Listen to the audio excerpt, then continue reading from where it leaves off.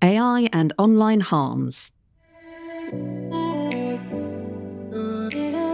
Hello, and welcome to the 39 Essex Chambers AI and the Law podcast series. I'm Catherine Apps KC, and in this episode, I'll be discussing AI and online harms with Jessica Zucker, who is Director in Ofcom's Online Safety Group, where she leads teams responsible for implementing the new rules for online safety, targeting tech companies operating in the UK. Thank you very much for joining me today, Jessica. Thank you so much for having me, Catherine. It's a pleasure to be here and to be speaking with you. Now, before we talk about the new legislation and Ofcom's powers, I know you've had a really fascinating career before you came to Ofcom. Are you able to tell me how you got to Ofcom? Absolutely. It was a bit of a strange journey, unexpected to say the least. I actually started my career thinking I wanted to work in national security. So after uni, I moved to South Korea doing a Fulbright scholarship and was very much focused on the sort of traditional East Asian security issues. And at the time that I was there was a cyber attack that was launched by North Korea targeting South Korean infrastructure. And for me, that was a wake-up call for where the direction I thought that technology was going to play with national security issues. And my ears started to perk up a little bit and think about, if I want to work in the space, I want to understand how technology is going to play into this. And so ended up focusing my studies on this sort of intersection of national security issues and emerging tech at the time, which was really focused around cybersecurity. And my two interests were seeming to diverge for some time until there was a very interesting moment where the North Koreans attacked Sony Pictures because of a film that they were about to release called The Interview, which featured a supposed fake assassination attempt on Kim Jong-un. That's kind of where my worlds collided, where you had this North Korea national security issue, cybersecurity becoming a big challenge for different governments. And so ended up wanting to kind of specialize in this space. I went to Microsoft for my first stint in tech in order to really understand how the technology works in practice. And I spent several years there working on cybersecurity policy, cloud issues, cybercrime issues, and it was really fascinating and sort of entry point into the tech space. Around that time, that's when issues around misinformation and polarization started to become increasingly important in the role that it had in elections. And I really felt like that was the problem of our generation. And so decided to make the transition to Meta, or formerly known as Facebook, where I was actually on the team normally called sort of trust and safety is the industry term, where I was responsible for writing the rules for what's allowed and not allowed on Facebook and Instagram. Was there during some of the most challenging crises and interesting times, from the COVID-19 pandemic to the invasion of Ukraine. There was a coup in Myanmar, a civil war in Ethiopia, and my job was really to think about how these global rules applied in all those different contexts in a way that was fair and balancing safety and freedom of expression. And then eventually, as you pointed out, I moved to Ofcom about 2.5 years ago.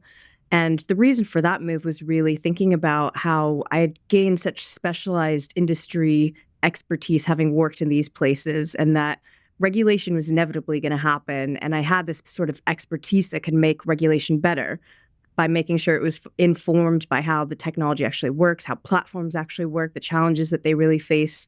And I really wanted to ultimately increase the kind of scale of impact that I could have. I could do the best job that I could at one company, albeit a very large one, but Ofcom gave me the opportunity to do this at a totally different scale and influence an entire industry. And so that's really why I decided to take up this role as Online Safety Policy Director, and why I've been here, and really excited about the work that we're doing and excited to talk to you about it. Excellent. Well, this is a fascinating career, going from sort of within tech and national security, then writing the rules for a company. And we'll talk a little bit about how companies can actually police the vast amounts of content that's otherwise out there being generated and so on. And then moving across from there to the regulatory piece. And we're going to start, if it's all right with you, to talk about your work with Ofcom and where we're at with that. Now, lots of our listeners will be familiar with Ofcom and might even have worked for Ofcom in the past. But in case any aren't familiar, can you just summarise what is Ofcom and what powers do you have in this area at the moment?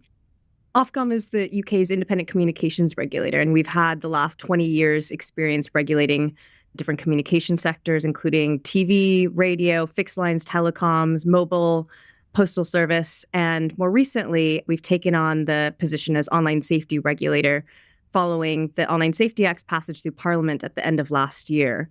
And what the Online Safety Act does is it makes companies that operate user-to-user or search services or pornographic services legally responsible for keeping people safe, and especially children, on their platforms. And it's Ofcom's job to implement these new rules.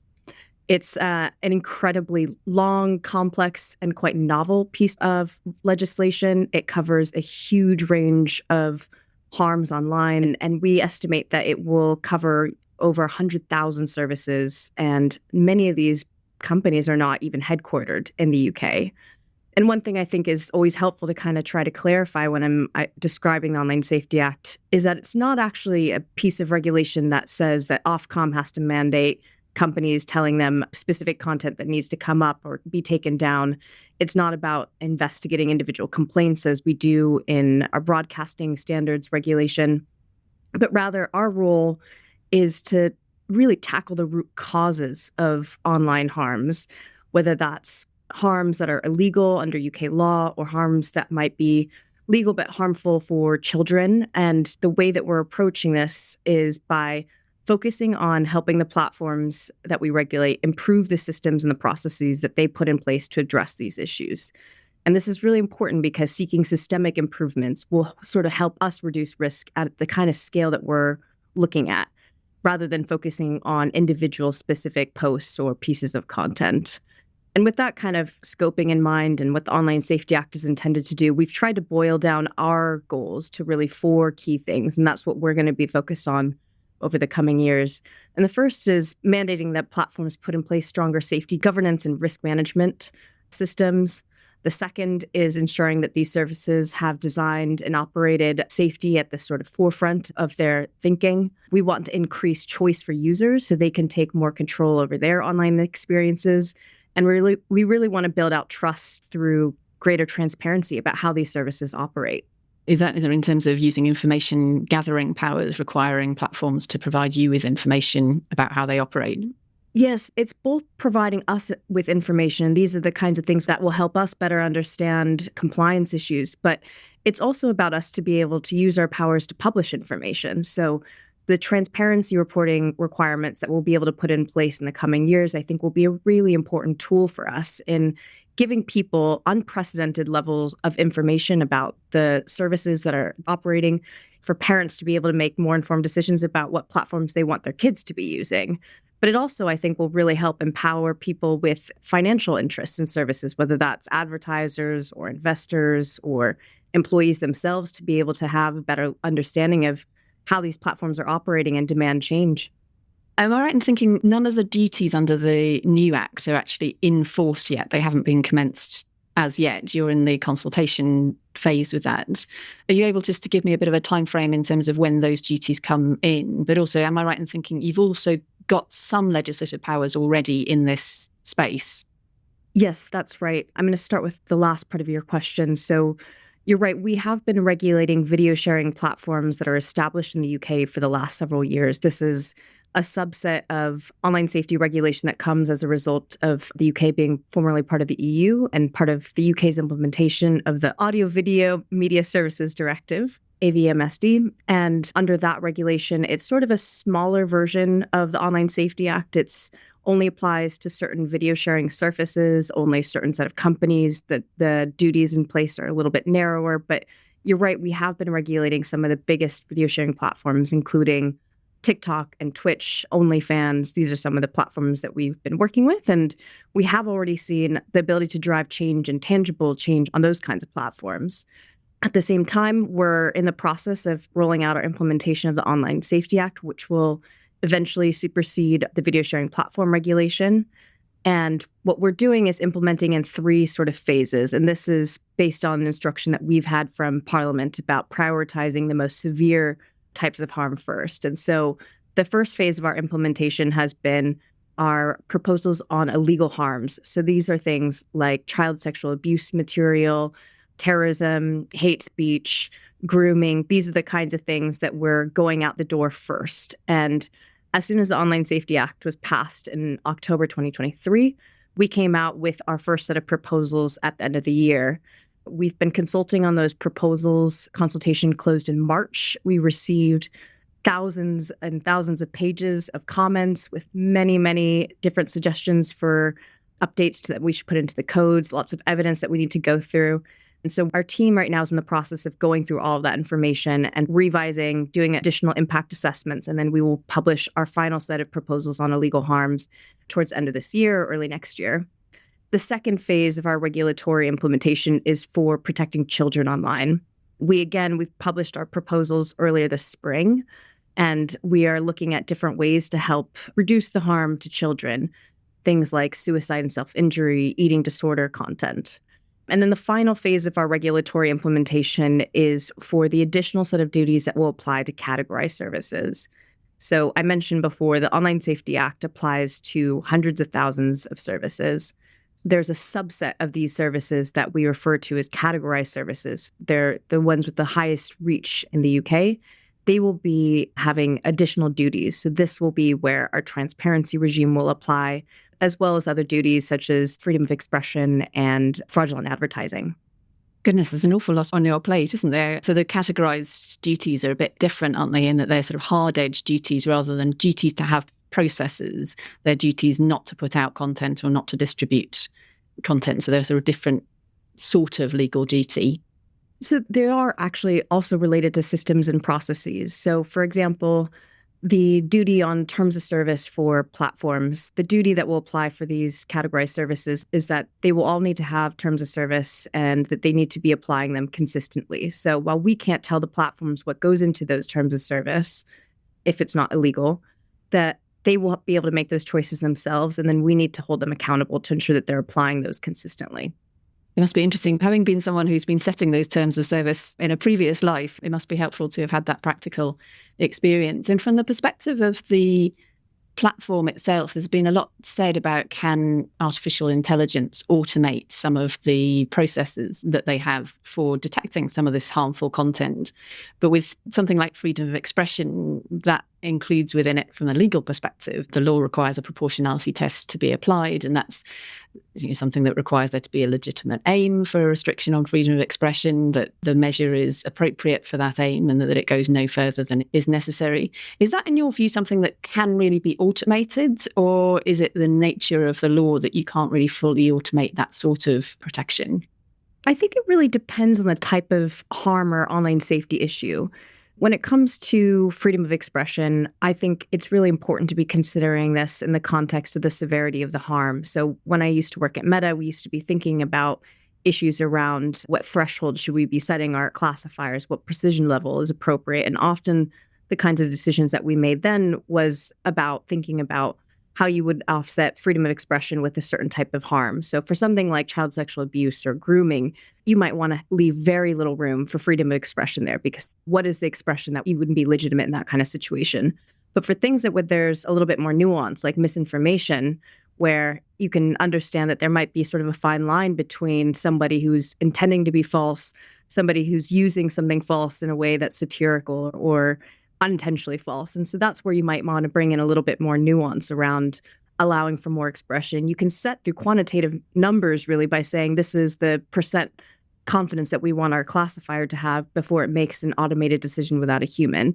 So that's sort of one example, but I also think that AI is a lot better in some areas than it is in others. So when it comes to identifying things like nudity, a classifier that's using AI is probably going to be a lot more accurate because it's a little bit more black and white than when it comes to something like trying to moderate for misinformation or speech issues where there's more nuance in the way that people communicate and talk. Can I ask you now a bit more about those procedural duties that platforms will have under the Online Safety Act and what you mean in practice by regulating systems and processes? Systems and processes, it's a bit of a wonky term, I can definitely understand. But what we're thinking about here is related to the duties that platforms have under the Act, which is to prevent the spread of illegal content and protect children from content that might be harmful to them. The onus is actually on the companies rather than on the regulators to say what specific safety measures they need to take given the risks they face. So what we're doing is we're requiring them to carry out risk assessments, and we're then writing corresponding codes of practices and guidance that can then aid platforms in deciding what measures that they should be taking. But the idea really is here that platforms need to understand the risks that are unique to their platforms. and then make decisions about what they can do to mitigate them. So the kinds of measures that I'm talking about that we would consider a system or a process are things like having an easy and transparent way for users to be able to report harmful content that can then be reviewed by the platform. It might have different ways to moderate content, such as blocking accounts that might be associated with prescribed terrorist organizations in the UK.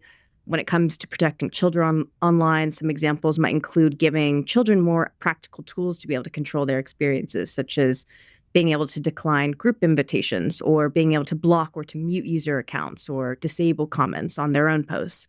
So these are the kinds of examples of a system, a process that we think can really help improve user safety online. And one of the issues that presumably you might face is that lots of these platforms, they don't just operate in the UK, they operate globally. And even if they are established in one or two individual companies, there will be people who will be engaging with them, users who are present worldwide. How do you go about assessing what your territorial jurisdiction, your territorial reach is, and deal with this issue of this being a truly international issue?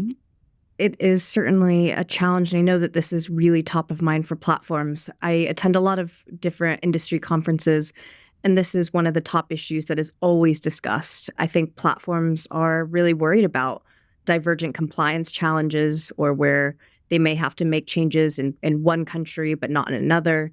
And we know that this is going to be a really important part of us being able to promote compliance. So it's in our best interest to see where we can find overlap and try to decrease divergence. But the Online Safety Act is UK law, so that is the limitations. We're here to protect users and platforms that operate in the UK. So if a platform doesn't operate in the UK or provide services to UK users, then there's not much that we can do. But we have spent a lot of time trying to think about this issue of international divergence of regulatory approaches.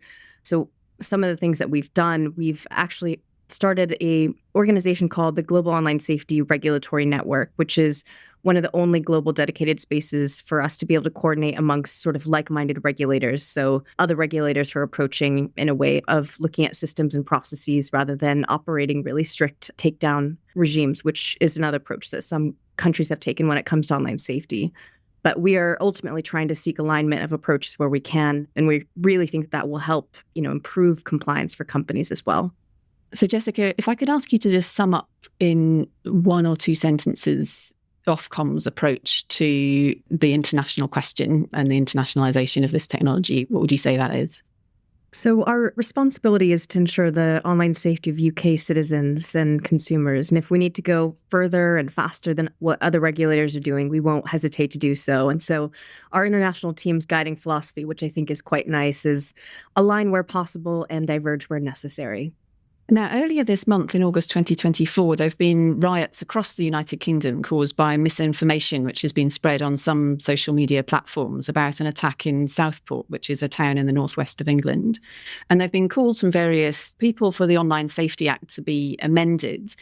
Now, obviously, you're the regulator, you don't legislate, but is there anything that you've been able to do practically in terms of what has been recently going on in the UK in terms of your existing powers, or is there anything that you'd be able to say about that call for legislative change?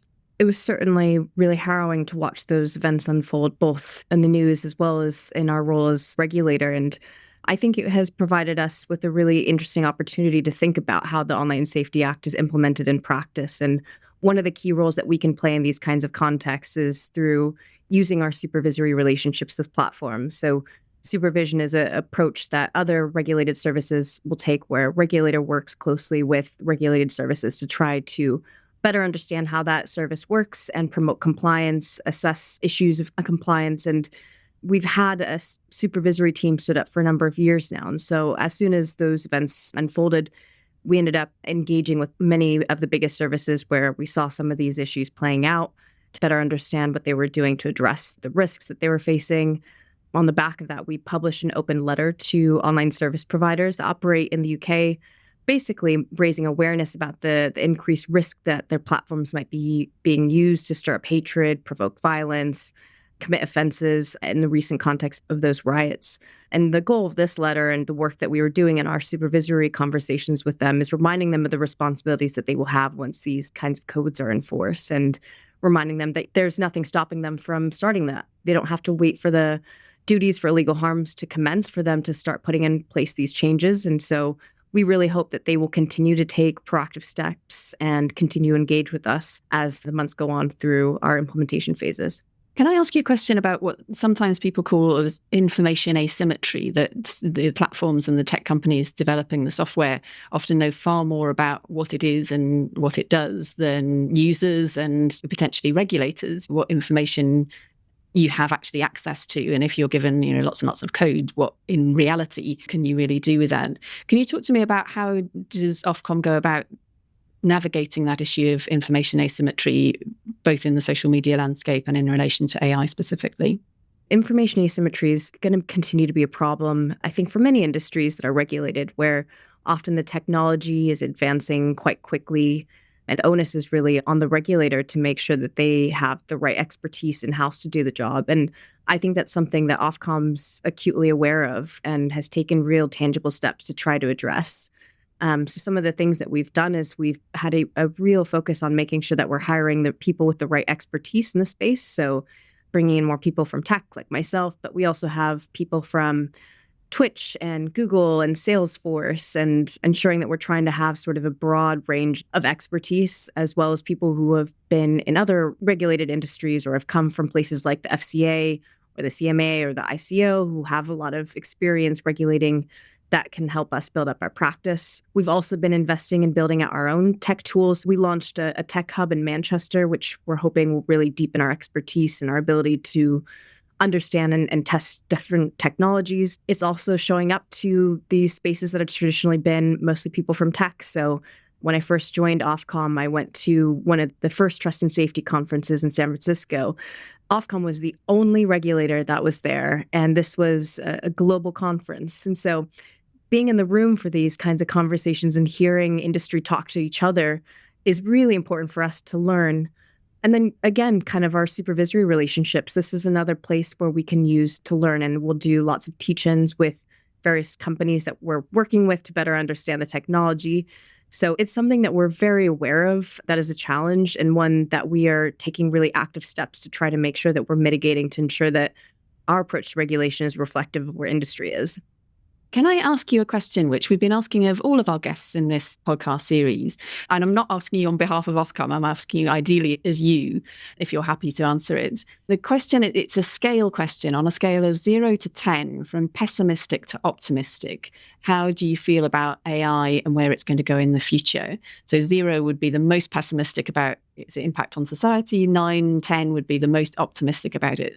Are you happy to put yourself on that scale? And if not, are you able to tell me where you fit in terms of your feelings about the technology?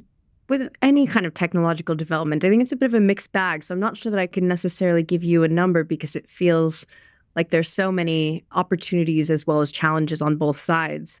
So maybe that puts me a little bit in the middle. But I think with AI, there's been so many really interesting developments. It's really truly democratized information.